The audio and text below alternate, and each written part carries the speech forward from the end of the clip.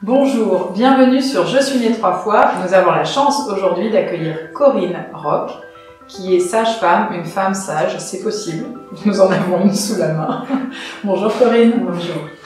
Vous connaissez Corinne par l'intermédiaire de Christelle de Sabre. Christelle de Sabre, que vous avez déjà vu plusieurs fois dans les vidéos, a été formée par Corinne Roch. Donc, première question Corinne.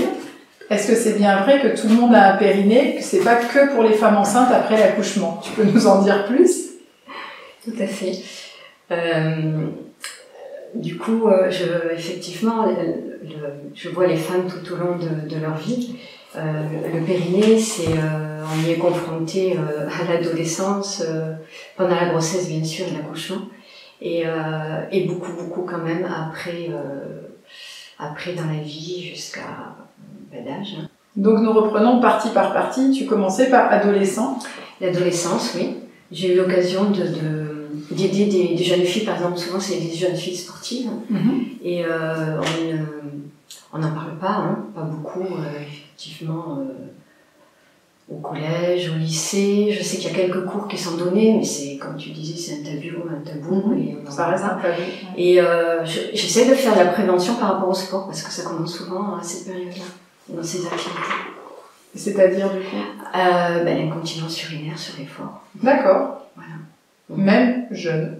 Ah oui. Il n'y a pas d'âge. Il n'y a pas d'âge. Tout à fait. Du coup, l'effort, quel que soit le sport, ou il y a des sports qui... Alors, il y a des sports à risque, ça a été classé.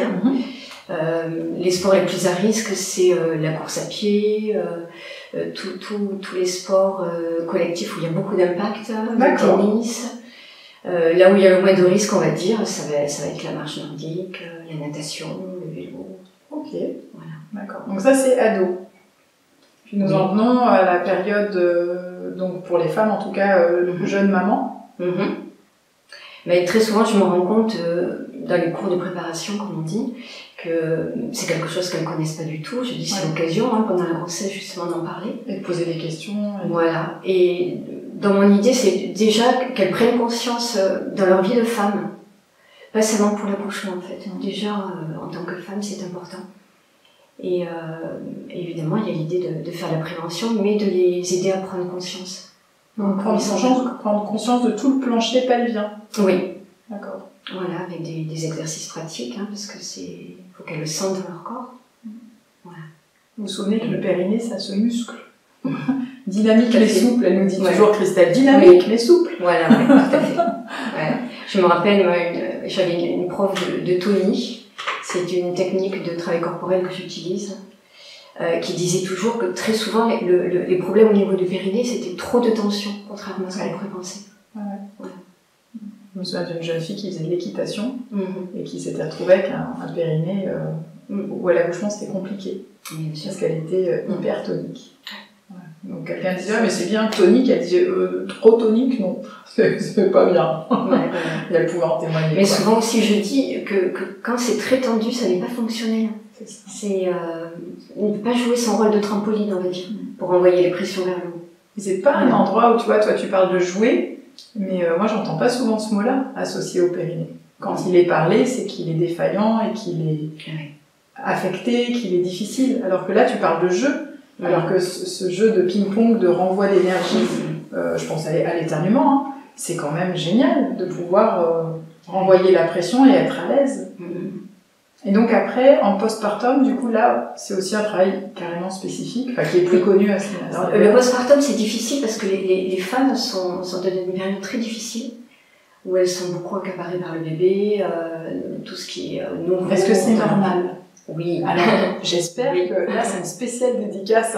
Il y en a qui vont se reconnaître, que j'ai eu au téléphone il n'y a pas longtemps, et qui me disent oui, mais c'est... Bah oui, il y en a une me disait, nous avons beaucoup été préparés avant, mais finalement après, il y a des moments, c'est pas si simple.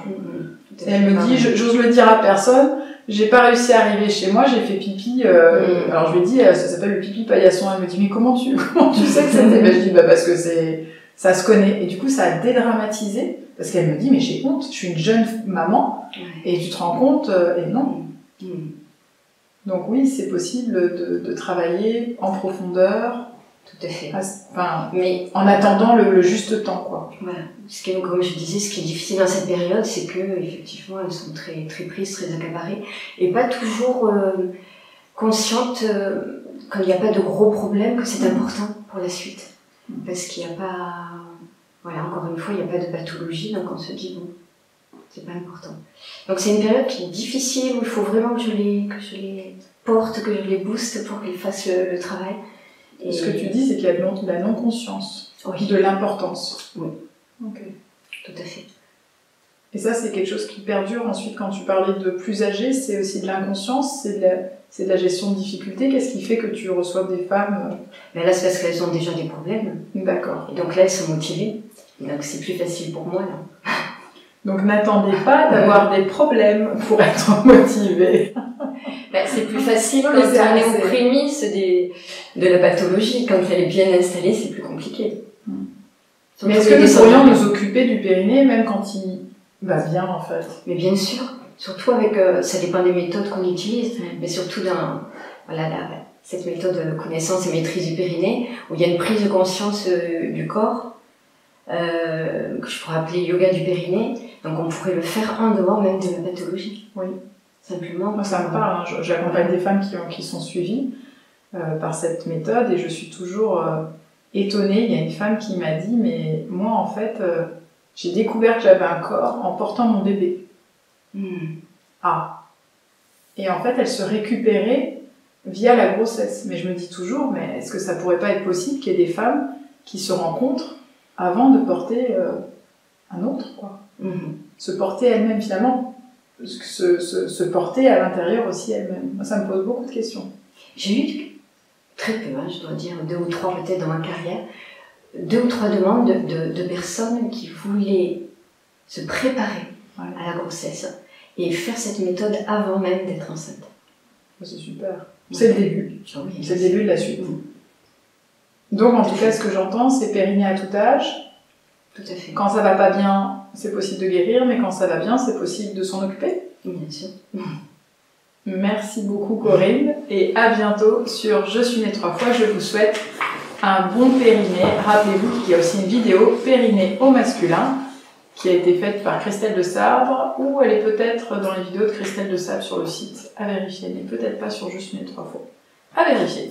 Nous regarderons ça, en tout cas à très bientôt, avec, j'espère, de nouveaux épisodes avec Corinne Rock, sage femme. Merci Corinne. Merci.